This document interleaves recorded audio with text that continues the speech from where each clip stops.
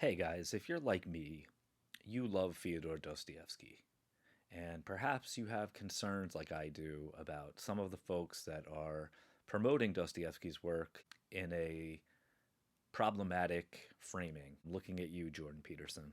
So, I wanted to do this video today to get into a way to read Dostoevsky that I think is way preferable to the sort of Peterson take that's out there that is more in tune with literary theory and Russian literary theory and on Mikhail Bakhtin's reading The Problems of Dostoevsky's Poetics.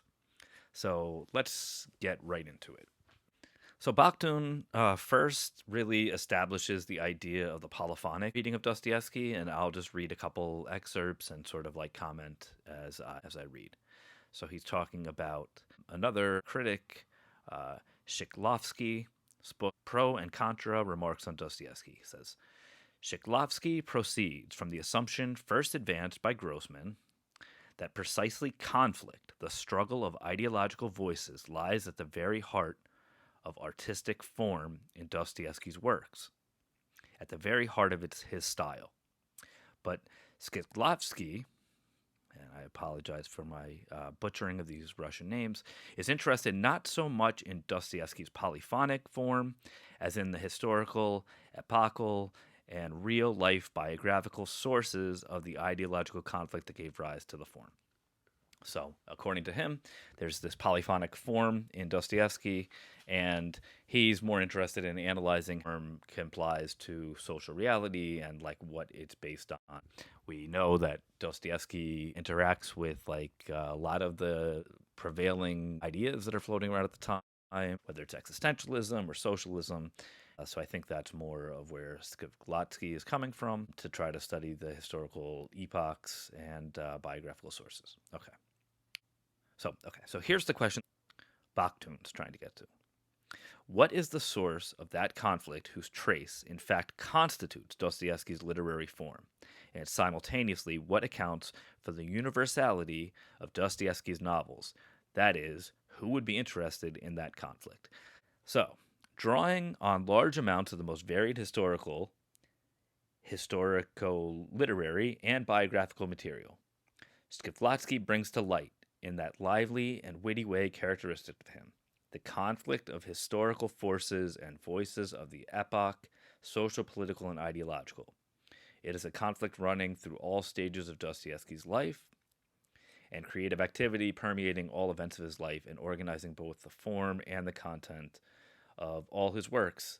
This conflict remained open ended, both for Dostoevsky's epoch and for Dostoevsky himself.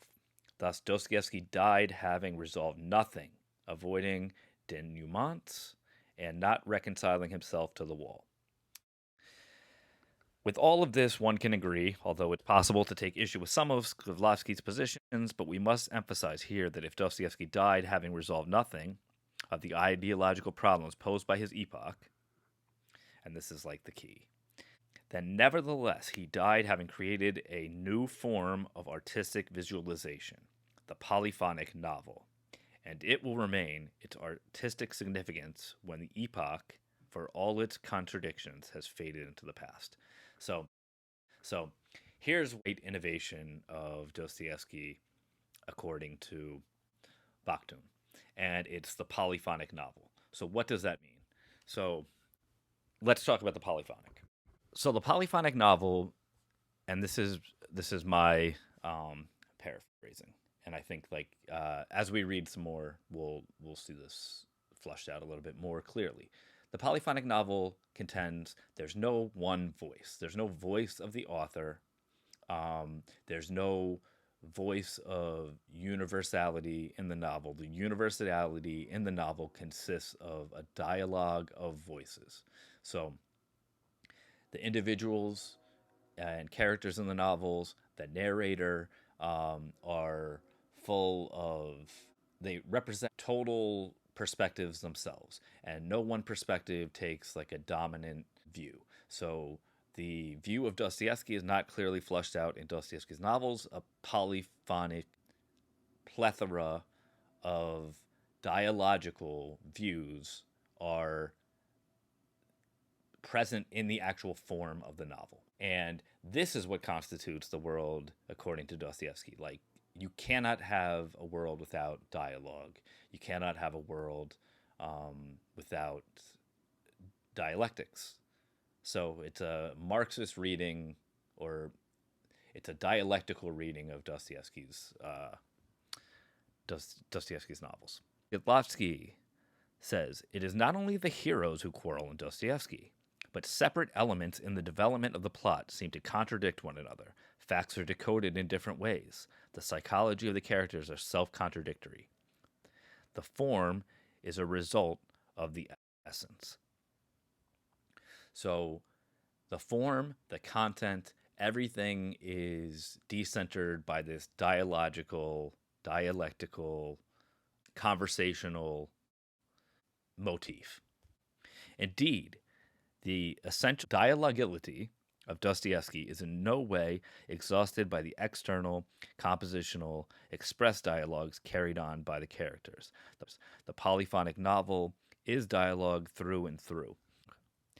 Dialogic relationships exist among all elements of novelistic structure. That is, they are juxtaposed contrapuntually.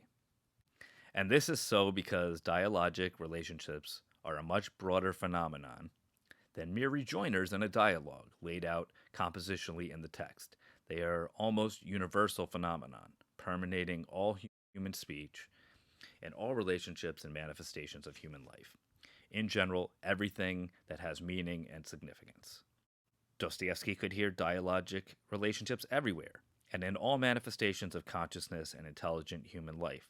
Where consciousness began, there dialogue began for him as well. Only purely mechanical relationships are not dialogic, and Dostoevsky categorically denied their importance for understanding and interpreting life and the acts of men. His struggle against mechanic materialism, fashioned philologism, Claude Bernard, the theory of environmental causality, etc. Thus, all relationships among external and internal elements of his novel are dialogic in character, and he structured the novel as a whole as a great dialogue. Within this great dialogue could be heard illuminating it and thickening its texture, the compositionally expressed dialogue of the heroes. Ultimately, dialogue penetrates within every word of the novel, making it double-voiced in every gesture, every mimic movement on the hero's face, making it convulsed and anguished. This is already the micro-dialogue that determines the particular character of Dostoevsky's verbal style. I think the most important thing so far to recognize in like the most simplistic form is that Dostoevsky's project is a project of complication, of internal contradiction, of dialogue, of dialectics. And I think that my biggest objection to this sort of Peterson reading is that it gives Dostoevsky a voice that privileges one character in this dialogue, one voice in the polyphonic novel, and imagines that that voice is Dostoevsky's voice. And it misses out in the multitude of voices that are present in the novel that only create the reality that constitutes the novel in dialogue.